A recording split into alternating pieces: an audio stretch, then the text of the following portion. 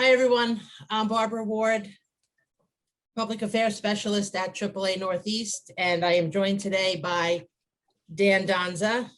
Dan has over 20 years experience as a police driving instructor for the NYPD, and he has also been a AAA Driver Improvement Program instructor since 1998. So I want to thank you, Dan, for your time and for being here with us today to talk a little bit about handling driving emergencies. I know when I speak to teens often, we certainly want them to avoid trouble, but we want them to be prepared. I think that is important. So I know you have a lot of behind the wheel practice as an instructor. And I know that you mentioned to me that when you are in the car with a student driver, regardless of their skill set, whether they're a beginner or they're an average driver or even an advanced driver, you always start by looking at their hand and their seat position. Why do you do that? Well, it's probably the most common thing as an instructor that sits in the car with a student to change on a driver. Most people just don't learn it correctly from the start, and being in the proper hand and seat position gives you the most control of the car in those situations when things get a little bit out of hand or out of control. It gives that student the best capability of bringing that car back under control. So, yeah. Okay. Yeah. This year has been challenging in many ways because of COVID, and especially for parents of teen drivers who are now taking on the role as full-time driving coach. There's no more behind the wheel instruction from a professional driving instructor. So the parents are doing it all. So it can be a little daunting for them, I'm sure, especially when they don't have a dual brake in the car. So we'll talk real quick about, basic skills. How should they begin teaching their teen behind the wheel? Well, I'd like to reach out to parents and tell them that I've sat in the car with beginner drivers, and I sat in the car with adult drivers who've had plenty of years experience and still have a lot of habits that are not good. So if they don't know how to teach, or they're not teaching the right things, they're setting their student up for failure from the start. They're not learning the right techniques. They're not learning the right seat position, hand position, things of that nature, where they're already backs to the wall. So and driving is challenging enough where you got to learn the basics properly. Start small. Sometimes parents don't even have the proper cars to teach a student with. We like to always think of starting with a smaller car, I think is probably the best thing. But hey, if you have a big SUV or some kind of large vehicle, it just adds to the challenge for a new beginner driver to learn the four corners of a car, especially when they're large and they're tall. Okay, good advice. Would it be smart for a parent to, first week of practice driving, take the teen out on a 3-lane road with a higher speed limit during peak hours? Absolutely not. Nah, start small. I like to relate it to learning how to ride a bicycle. You learn on the sidewalk, or you learn in your own driveway. Learning to drive a car, learn the basics first. Learn how to stop it, learn how to, accelerate smoothly, learn how to steer properly. Start in, the small streets, and then gradually give them a little bit more complicated scenarios to be involved in, and stay involved. Just because they have 50 hours or you meet the requirements from the state that you're driving in, and or if they get their license, stay involved. The more we've seen, the more parents stay involved, the better and safe for the children drive. Mm-hmm. Okay. What about evasive maneuvers? Would it be smart to give them some practice with panic stopping or getting them to understand how ABS feels? Oh, sure, sure. You don't want to learn how ABS works in an emergency. It can be scary. It's enough of panic and fear already, and it happens so fast. So you don't want to learn there. You'll probably never learn in those types of situations. So yeah, the best advice I could give you is to try to find a safe location. And, and you don't even have to go fast, 25, 30 miles an hour, in a safe location somewhere, and just, activate those ABS, push that brake pedal firmly to the ground, hold it there, get a feel for what it can do. It's one of the best safety devices that was invented for cars besides seatbelts in many, many years. So take advantage of what's on your car. There's plenty of safety equipment on the car that we need to learn how to operate properly and how to activate it properly. Okay. And I guess, by practicing this, it may alleviate some of the panic if an Sure. actual emergency arises. Sure. Through the many years that I've been involved in driver training, we do get repeat students coming back to some of our classes and some of our hands-on classes. And one of the first things they always say to me is, yeah, I'm so glad we came 3, 4, 5 years ago, and we talked about it, or we did it in the parking lot, that I had this scenario happen to me, or had that scenario happen to me. And it was just what we were taught to do and how to do it properly. So they handled it pretty well, and they survived it without getting into a crash. So that's what it's all about. Sure. Yeah, Sure. absolutely. Yeah. Talk to me a little bit about having good visual habits, why that would make a difference if there's an emergency on where you're looking.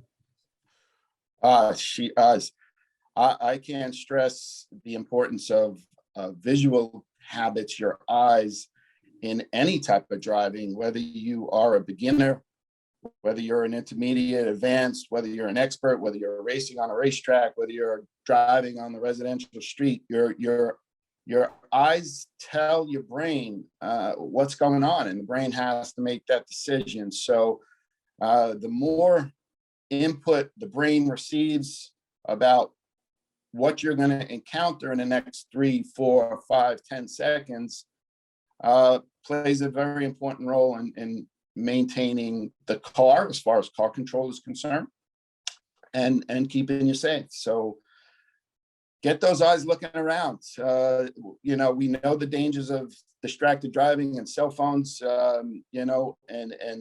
but our eyes need to be looking out that windshield, need to know what's behind us, to the side, look at the road, look at the traffic that's on the road and stuff like that. So And mirrors, yeah, too. the eyes are so important. It's probably one of the hardest things as an instructor sitting in a car to get our students to learn is, where do I have to look to get this car back under control? When we talk about our eyes and we talk about car control, the car drives in 3 states. The car is either in control and responding to your inputs. What 3 inputs do we have? We have accelerating, braking, and steering. Those are the 3 inputs. No matter what kind of car you drive, no matter how fancy, how expensive it is, we all have those 3 inputs, and our eyes tell us what to do. So the car is in control. The car is either losing control, and then the car is either out of control. So those 3 states, our eyes help us in that middle state where the car is losing control. And when the car is losing control, it really depends. And that's where the skill level comes in. And that's where all the practice comes in, and all the confidence comes in. When you're in the state of losing control, it's what the driver does next that either gets that car back under control or loses control. So you need to know what to do in each phase, hopefully to get it back into control, and know what to do. We also teach our students, hey, you know what? we're human. We're going to make mistakes. So when the car does go out of control, this is what you got to do. And more often than not, it's the brake pedal. Stop the car from spinning, stop the car from sliding, stop the car before it hits a wall or another car. Mhm. So it's important. It's important. And our eyes tell us that. If our eyes are saying, hey, you know, there's the tree, I don't want to hit the tree, I need to slow down or stop the car. So we need to see that. You know, the old saying, where you look is where you go. And it's so true. It's so true. So the eyes play a very important role for sure, on all levels of driving. Yeah. All right, great. All right. Let's jump to vehicle maintenance and prep. I know when I speak to a lot of teen drivers, I always try and tell them that the better care they take of their car, the more control they're going to have over it, and the less risk they're putting themselves or other people on the road, the less risk they'll have. So what can be done, I guess, like a pre-drive prep, or what can be done as far as maintenance that will reduce their risk of a mechanical breakdown? I mean, I like to drive. I am not a mechanic. So if I have an issue, I reach out to one of my friends or I take it to a trusted mechanic. You know, it's just regular, really routine maintenance, you know, checking the brakes, checking the fluids, you know, if something needs to be addressed, get it addressed, because it will become an issue, it will become a factor. You know, we talk in our AAA dip classes about crashes and the three main factors. You know, it's the driver, the environment, and the vehicle. And the vehicle plays a part in potential factors in crashes. So if we don't maintain it, it's not going to help us in a tough situation. So, you know, there's a lot of important things. We'll talk about tires and the importance of tires. And, you know, everybody that knows me knows, you know, I could sit and talk for an hour and a half about tires, but you know, just the important stuff in a situation, it's good to know. It's really the only thing, and we say the only thing that touches the ground is a tire. So it's that critical to pay attention to them. So we'll talk more about tires. You know, show them. I have this sample of a tire tread that we got from a company, and we use this when we teach, and I bring it out to show the teens, just so they can see that, you know, the tire tread, the deeper the tread is, and they can check that easily by, you know, putting the quarter face down. So George Washington's head face down into that groove. We want to make sure that, you know, part of his head is covered. But the importance that, you know, the deeper the tread, you know, that this is how the water gets evacuated and allows the rubber to grip the pavement. And if the tread is worn down, if they're driving tires that are worn and they're driving in bad weather at high speeds, that's when you may start hydroplaning, because that water is not being evacuated.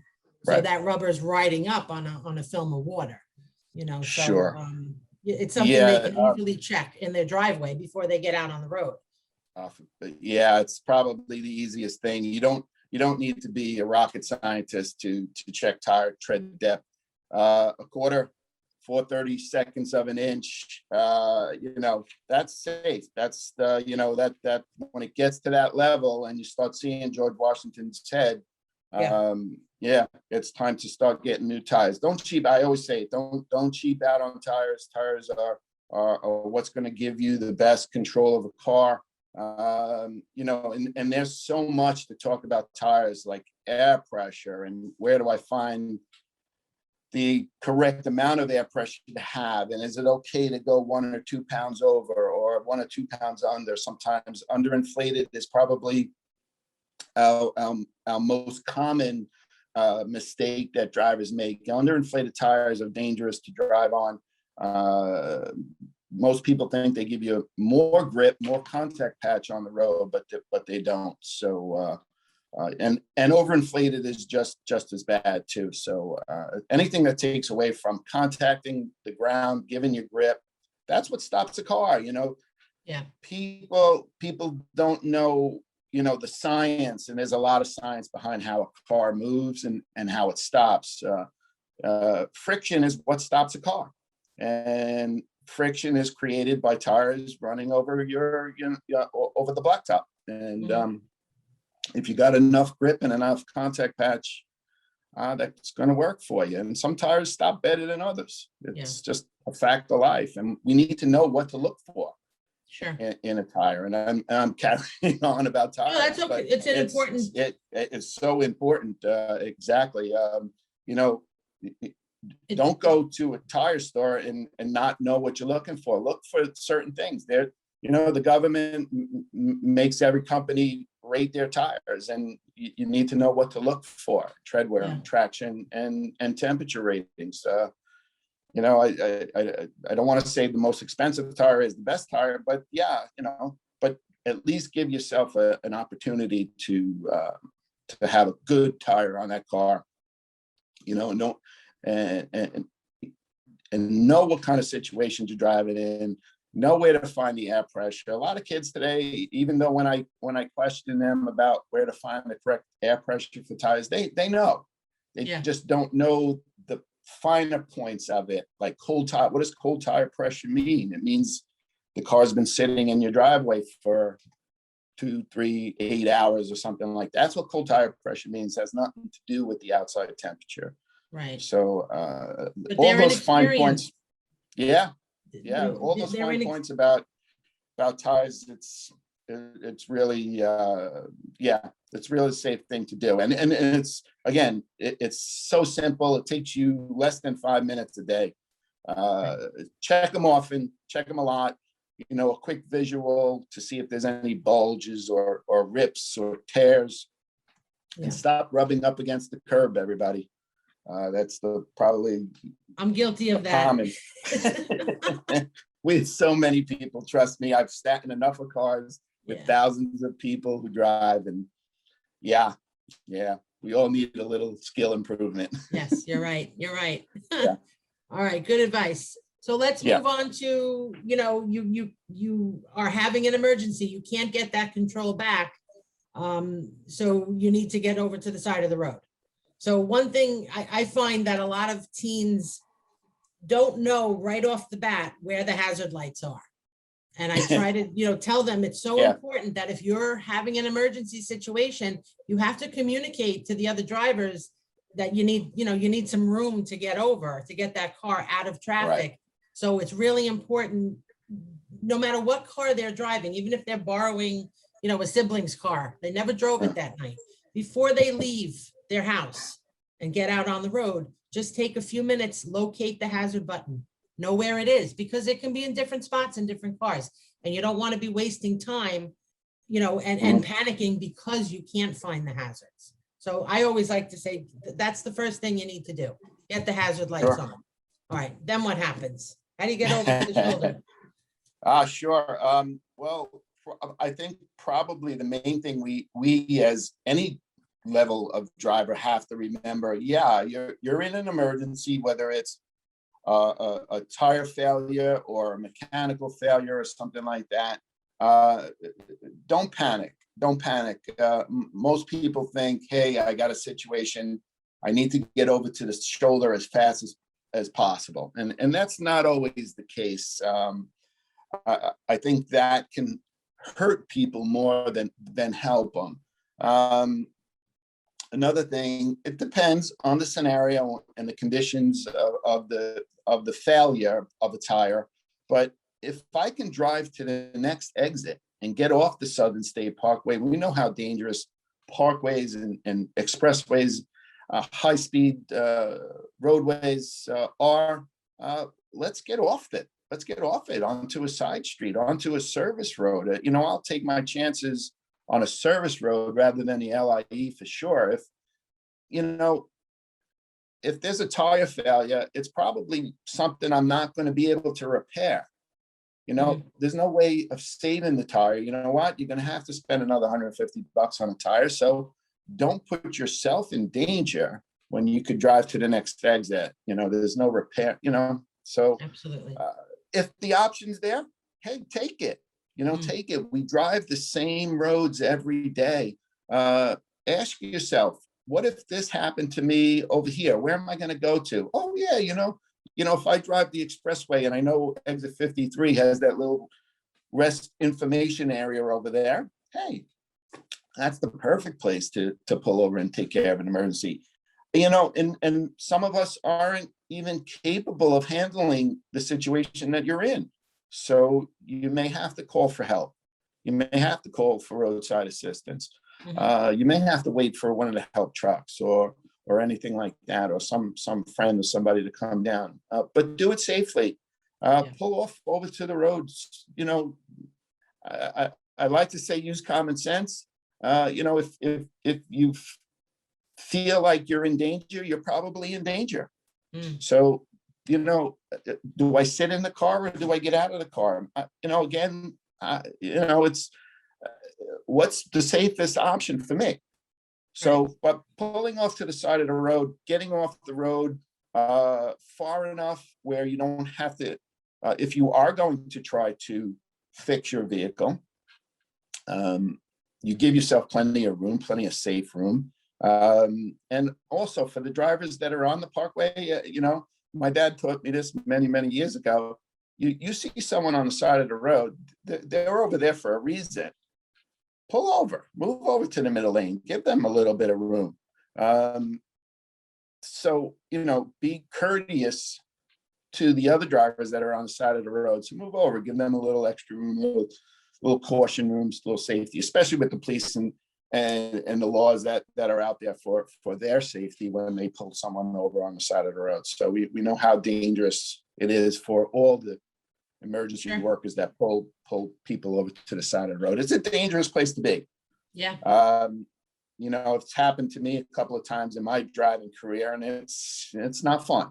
It's not fun. So do the safe. Use your triangles. I know we got a triangle to show everybody. Yeah. Just before we move on to that, just because you mentioned, I want to just slow down, move over. That's the law in so many states. And I think it took a while for people to grasp the concept. But that goes for people who are broken down. But you mentioned the police. So, we want to keep police officers safe. If they're assisting a disabled motorist, we want to keep our tow truck drivers safe. So any emergency response vehicle with their lights illuminated, the drivers on the highway have to slow down and then move over to the adjacent lane. So that's important. And it's important that teens know that. And sometimes starting out as a new driver, maybe they're not aware of certain laws. So that is the slow down, move over law in our areas. So I do have a triangle. And this, I think, you talked about getting off the road if possible, going to the next exit if possible. A tire can always be replaced, right? A car can always be replaced. But a life can't, right? You can't replace a life. All right, so this is important, especially if you're on a road where there's not a very wide shoulder, or there's, it's you got your car out of the lane of traffic, but it's pretty close and there's no other option. You definitely would want to have these in the car to set up, because they're going to, warn traffic that you're having trouble. They're going to slow people down. They're going to steer the traffic away from you and your vehicle, right? Sure. And how many teens do you think have these in their car? Probably not many. Few. I would say even for adult drivers, probably not many. But it reminds me when we always talk about someone pulling over the side of the road. I've driven on the Belt Parkway and Southern State Parkway for 20 plus, all my life pretty much. But while I was working with the police department, those were my two routes to get home and to work. And I just can't tell you how many times so many people, whether it's bumper to bumper traffic and you break down in a lane of traffic, I saw people standing on their trunk of the car as traffic is coming toward them in the lane, waiting for waiting for help with their flashes on. It's so bizarre, so crazy. You know, we sometimes don't look at it until it happens, but we need to keep ourselves safe. It's a car. It can be replaced. You can't replace a life. Even at 20 miles an hour, 10 miles an hour, you get hit by a car. It hurts. It hurts. And, you know, just use some common sense, get off the road if you can. And I understand sometimes the car breaks down and you can't get off the road. You know what? Depends on who I have in the car. If it's me, I'm trying to get out of that car as best I can, depending on the scenario. You know what? If someone hits it, you know, that's their issue. You know, that's their issue, and we'll settle it later. But I'm not in it. I don't want to be in it when it gets hit. So it's a tough situation. I know it's Definitely. So let's take care of our cars. Let's be smart. Let's take care of them properly. Get them looked at every 6 months, every year, and take care of the things that need to be taken care of. And these things are not likely to happen to you. Right. You know, can we eliminate it? No, but we can reduce the potential of getting stuck on a road. So that's the goal. That's the objective. That's the objective. All right. I think this is all good advice. Just one last thing off the top of your head. What do you think are essentials to keep in your vehicle in case of an emergency? If you give me 5 things. Well, we'll start with the triangles, because I really am a firm believer in the triangles. Well, for sure. You know, again, I'm a safety guy for many years. I'm going with my triangles. I'm going with my reflective vest. I'm going with reflective gloves. You know, pair of reflective gloves on.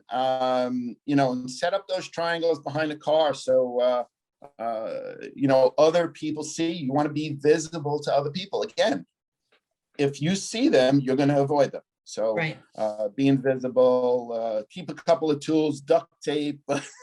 It's the old proverbial duct tape scenario, but you never know. If you know what to do with it, right? Yeah. If you know what to do with it, exactly. How many people are mechanically inclined? How many people even know how to change a flat tire? You know these things. It could save you a lot of headache for sure. Absolutely. All right. Well, look, I really appreciate your time and talking to us and your expertise, and hopefully, you know, that the information we talked about will be beneficial for parents of teen drivers and also teen drivers, especially now that we're in the midst of the 100 deadliest days. So hopefully this information will make them think twice and, you know, get them out behind the wheel, give them practice. You know, I'm hoping it's beneficial for their entire driving career, really. But these are things that, you know, we often don't think about because we don't think we're going to be in the situation. And again, we can't always avoid trouble. So we want to be prepared, right? Exactly. Be prepared. So Dan, exactly. Thank you very much. I really appreciate your time. Anytime, Barbara. Okay. Thank you.